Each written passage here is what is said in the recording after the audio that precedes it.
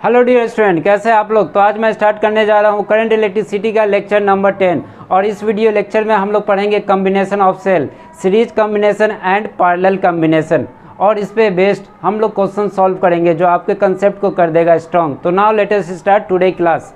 Combination of cells. Generally combination of cells दो तरह से किया जाता है, सीरीज कॉम्बिनेशन और parallel combination. First of all हम लोग सीरीज कॉम्बिनेशन पढ़ेंगे। इसे आप लोग अभी रिमूव कर दे, पैरेलल कॉम्बिनेशन को रिमूव कर दे और यहाँ पे कंसंट्रेट हो सीरीज कॉम्बिनेशन के पास।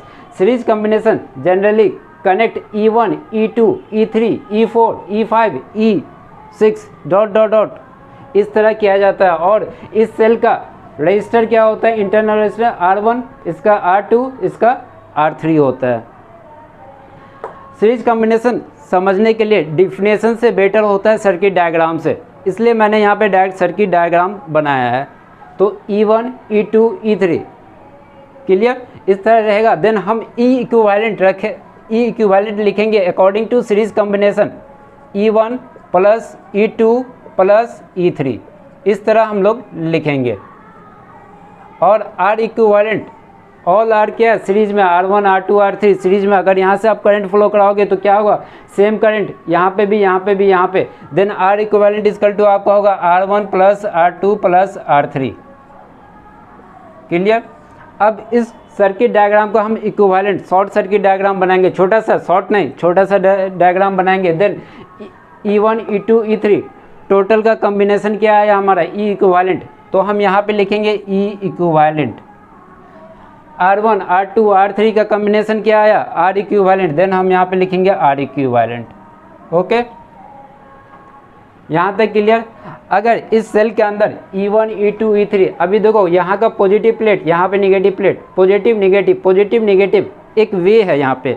बट इस सेल का अगर हम रिवर्स कर दे या इस सेल को रिवर्स कर दे, देन हमारा E इक्विवेलेंट क्या होगा। तो काफ़ी आसान है, यहाँ पे हम हेडिंग दिए हुए हैं, if polarity of cell is reverse, E1 same है, E2 सेम है, E3 का मैंने क्या किया, रिवर्स कर दिया है, पोलरिटी चेंज हो गया, पोलरिटी रिवर्स। पोलरिटी मीन्स दो अपोनेंट प्लेट्स, पॉजिटिव और नेगेटिव।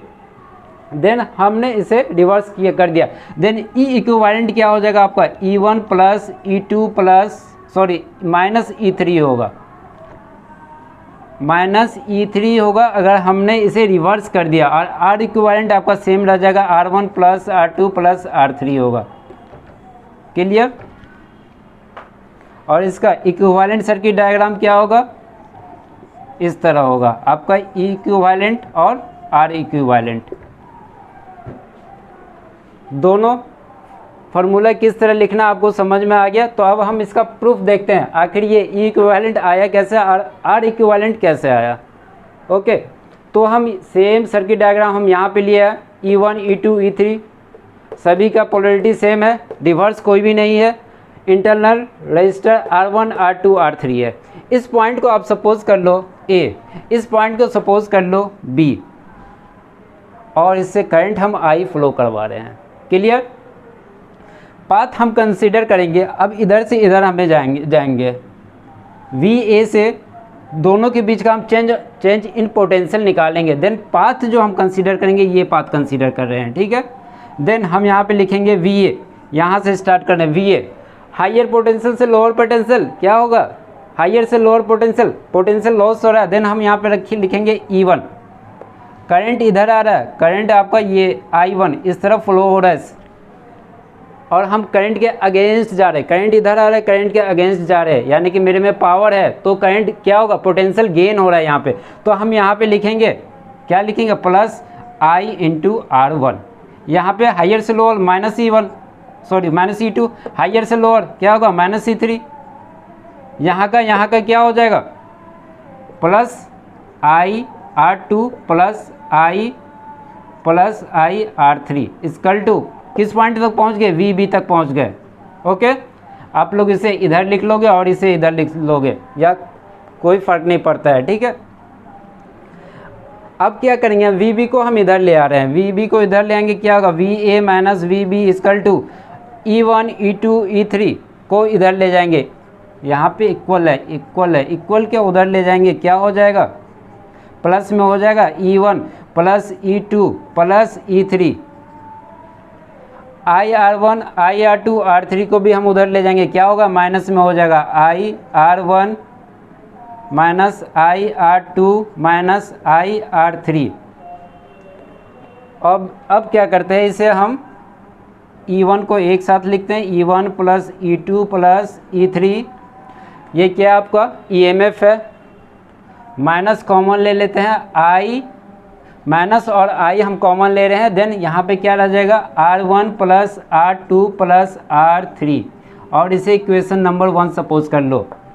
इन हम यहाँ पे लिख देते हैं आप लोग के आसानी के लिए, VA माइनस V को हम लिख सकते हैं VAB, लिख सकते हैं, कोई फ़र्क नहीं, VAB को हम लिख रहे हैं V, चेंज इन पोटेंशियल है, हम V से डिनोट किया।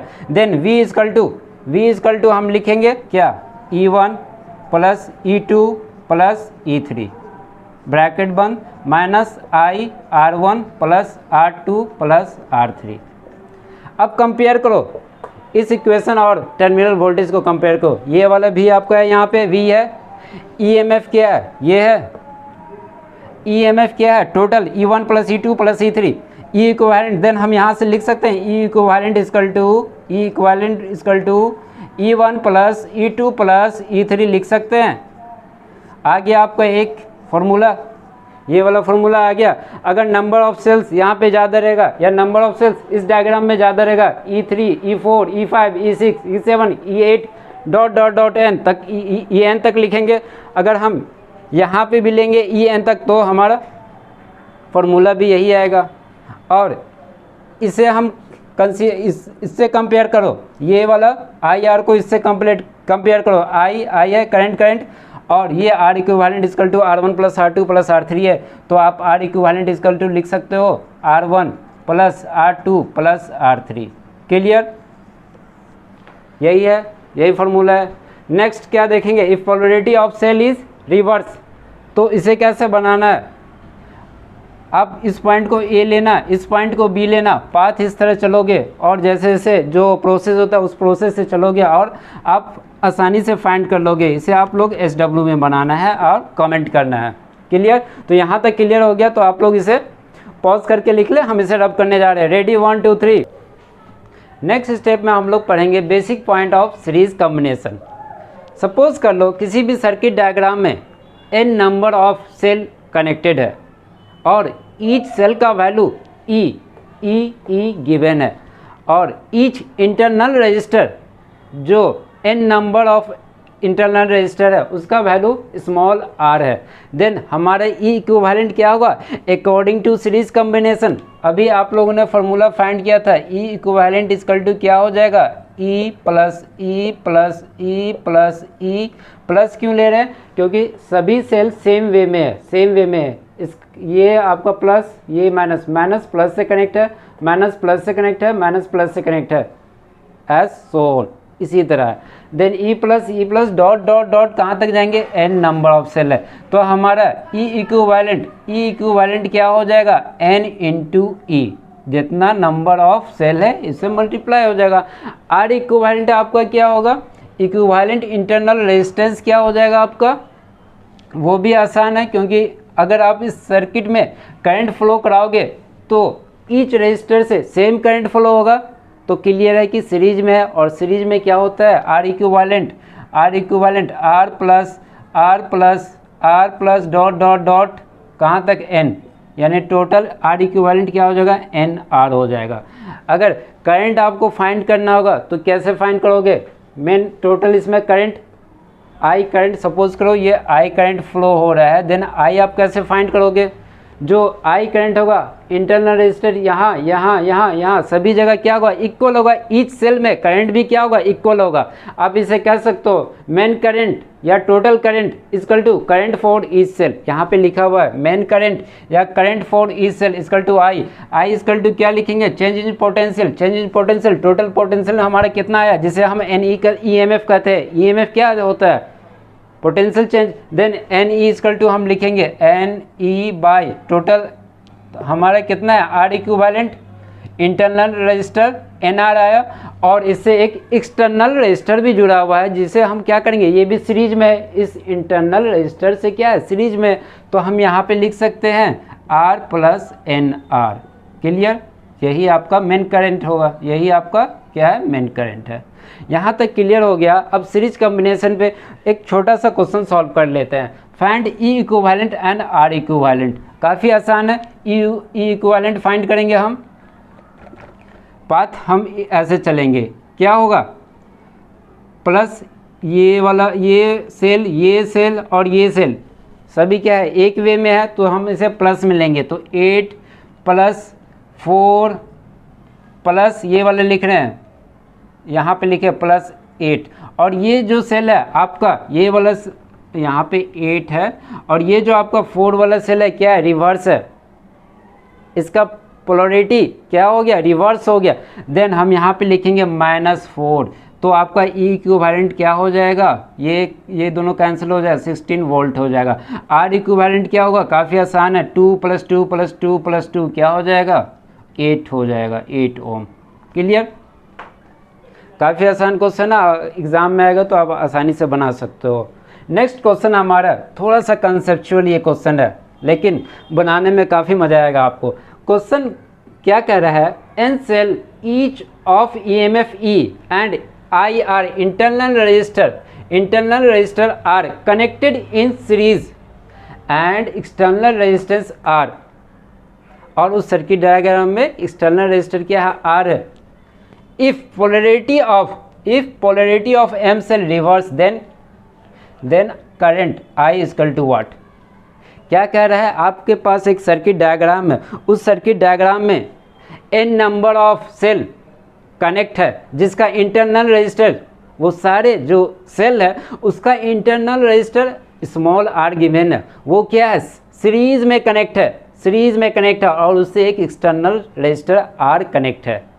अब क्या कह रहा है, जो आपके पास n नंबर ऑफ सेल है, उससे m नंबर ऑफ सेल, उसी n से कुछ सेल को निकाला गया, कुछ सेल क्या है आपका m है, m नंबर ऑफ सेल को निकाल के उसका पोलरिटी रिवर्स कर दिया गया, उसे अपोजिट कर दिया गया। देन ई इक्विवेलेंट आपको फाइंड करना है एंड I फाइंड करना है। ओके, I फाइंड करने के लिए आपको ई इक्विवेलेंट फाइंड करना होगा। देन आपका ई इक्विवेलेंट क्या हो जाएगा, आपका रिवर्स क्या किया, कितना सेल किया हुआ है m सेल को रिवर्स किया हुआ, तो हम यहाँ पे -e लिख देते हैं, -m × e। Okay, total sale कितना आपका n के अंदर से n ही से आपका m सेल को निकाला गया। देन क्या लिखोगे आप क्या लिखोगे n - m × e, ये आपका क्या होगा प्लस में होगा -me। Clear, then E equivalent equal to आप लिख सकते हो n e -m e equal to क्या होगा n e - 2m e। Clear, now current आपको फाइंड करना है। करंट इक्वल टू क्या होता है टोटल EMF आपने फाइंड किया, ई इक्विवेलेंट हम लिखते हैं, और टोटल रजिस्टर या टोटल रेजिस्टेंस।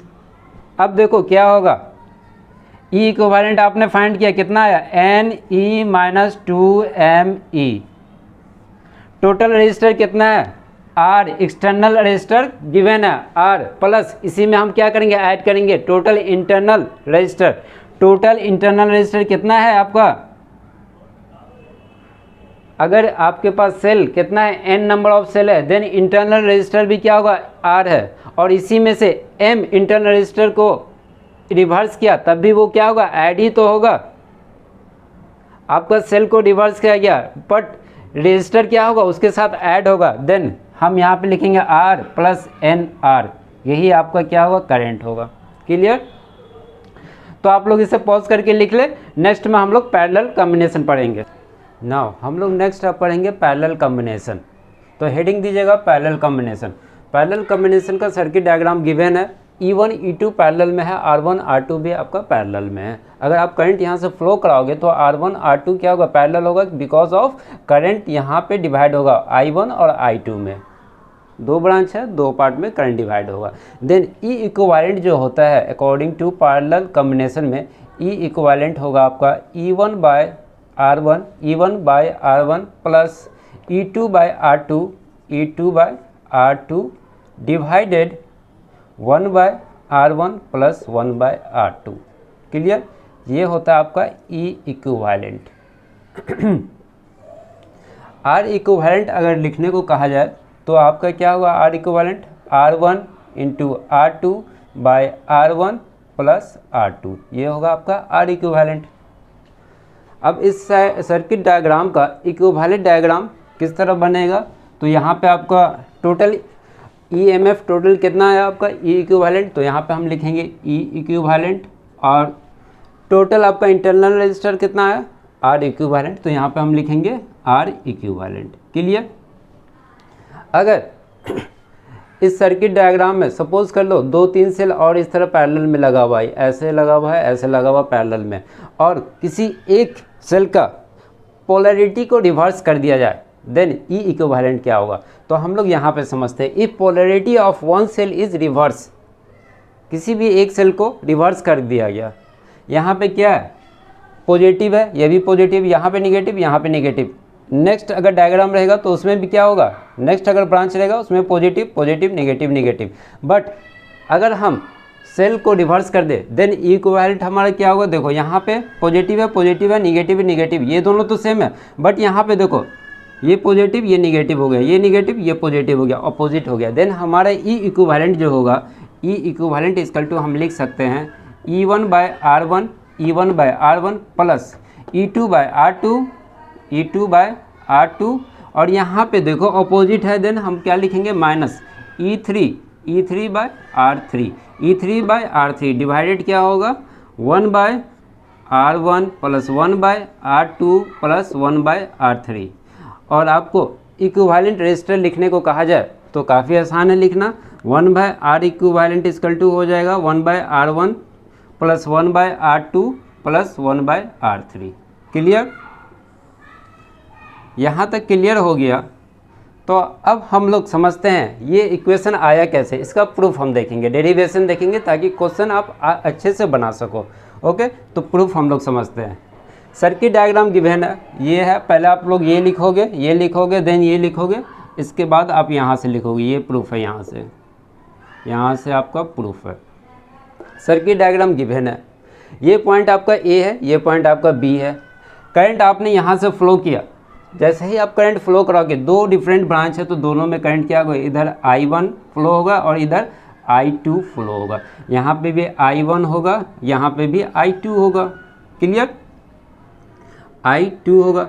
इस पॉइंट का भी कुछ नेमिंग कर देते हैं। इस पॉइंट को सपोज कर लो M, ये पॉइंट को N, ये पॉइंट को O और ये पॉइंट को P। अब हम इस तरह चलेंगे, इस पॉइंट का और इस पॉइंट के बीच का पोटेंशियल निकालेंगे और इस तरह मूव करेंगे। हम पाथ जो हम लेंगे, पोटेंशियल निकाल रहे हैं VA से VB के बीच का पोटेंशियल हम फाइंड करेंगे। देन पाथ हम कंसीडर जो करेंगे, पाथ कंसीडर कर रहे हैं AMNB, ये पाथ कर रहे हैं कंसीडर, इस तरह जाएंगे और इस दोनों के बीच का पोटेंशियल निकालेंगे। तो क्या होगा? VA हाइयर से लोअर जा रहे हैं तो क्या होगा? लॉस होगा, तो E1 लिखेंगे। करंट के अगेंस्ट हम जाएंगे तो क्या होगा? गेन होगा। I1 R1 इक्वल टू क्या होगा हमारा? इस पॉइंट तक पहुंचेंगे, VB होगा। क्लियर? VB होगा। अब VB को हम इधर ले आ रहे हैं, VA माइनस VB, और ये सबको हम क्या करते हैं? एक मिनट, यहाँ पे प्लस I